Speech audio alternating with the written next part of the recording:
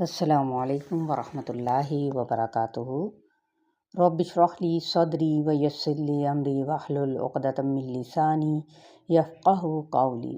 آج ہم اس سے اگلی سورہ ابراہیم پڑھنے جا رہے ہیں الحمدللہ ایک ترتیب کے ساتھ۔ تو آیت نمبر 1 سے اس کا آغاز کرتی ہوں۔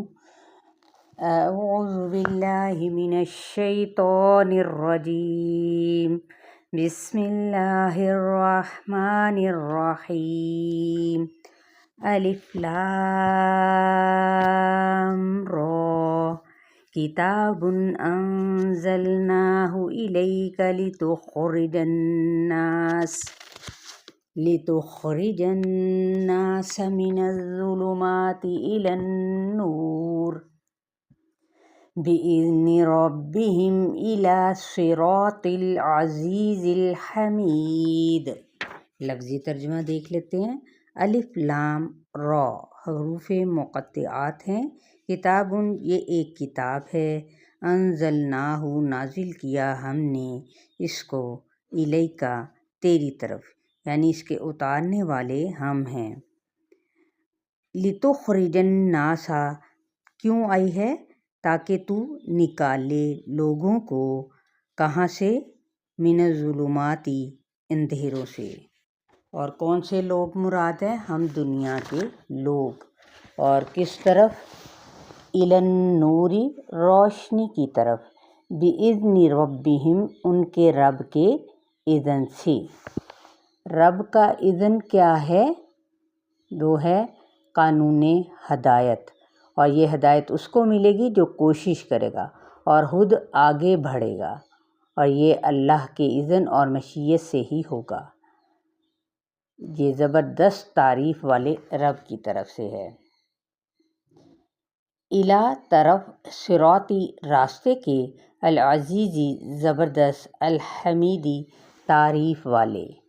اللہ رب العزت نے فرمایا، وہی ذات ہے جو اپنے بندے پر واضح آیات نازل فرماتی ہے تاکہ وہ تمہیں اندھیروں سے نکال کر نور کی طرف لائے۔ سورہ الحدید کی آیت نمبر 9 ہے۔ اللہ ایمانداروں کا دوست ہے، وہ تمہیں اندھیروں سے نکال کر نور کی طرف لاتا ہے۔ سورہ البقرہ کی 257 آیت۔ پیغمبر کا کام صرف ہدایت کا راستہ دکھانا ہے۔ اگر اللہ کی مشیت نہ ہو تو پیغمبر کتنا بھی نصیحت کرے، لوگ ہدایت کا راستہ اپنانے کو تیار نہیں ہوتے۔ خود نبی اکرم صلی اللہ علیہ وآلہ وسلم باوجود شدید خواہش کے اپنے مہربان چچا ابو طالب کو مسلمان نہ کر سکے۔ اللہ الذی لہ ما فی السماوات وما فی الارض وویل للکافرین من عذاب شدید۔ اللہ تعالیٰ، الذی وہ ذات، لہو اسی کے لیے ہے، ما جو، فی السماواتی جو کچھ آسمانوں میں ہے، وما اور جو، فی الارض زمین میں ہے، وویل اور ہلاکت ہے، للکافرین کن لوگوں کے لیے؟ کافروں کے لیے، من عذاب شدید سخت عذاب سے۔ اس سفر پر چلنے والوں کے لیے ہلاکت ہے، کس چیز کی؟ عذاب سخت کی۔ الذین یستحبون الحیاة الدنیا علی الآخرة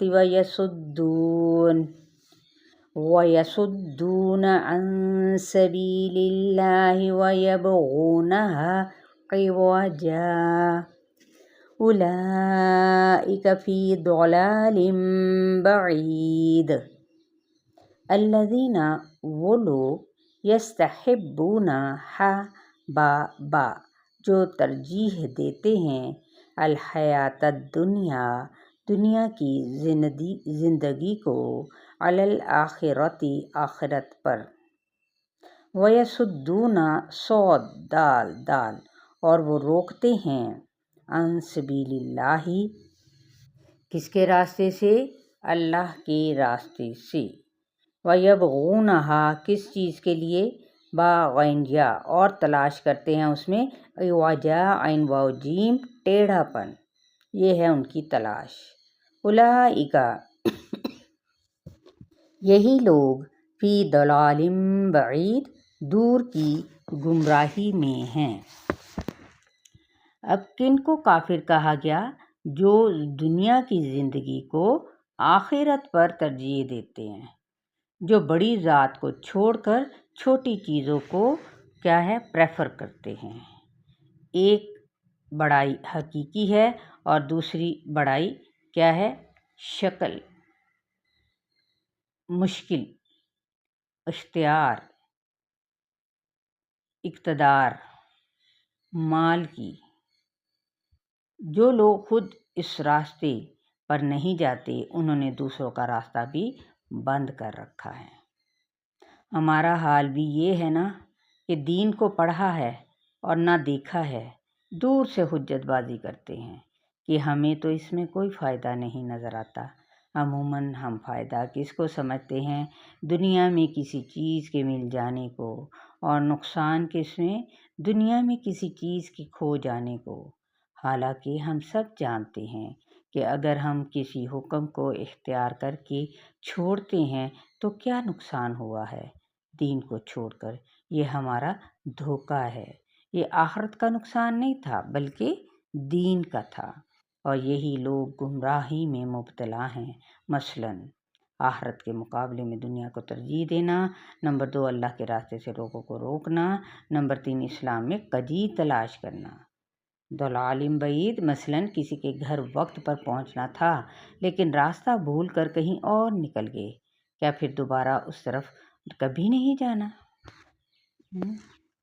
چلے یہاں تک آپ لوگوں کا لیسن ہے، آیت نمبر 3 تک۔ اسے اچھی طرح سے یاد کیجیے گا، شیئر کرنا نہ بھولیں۔ السلام علیکم ورحمۃ اللہ وبرکاتہ۔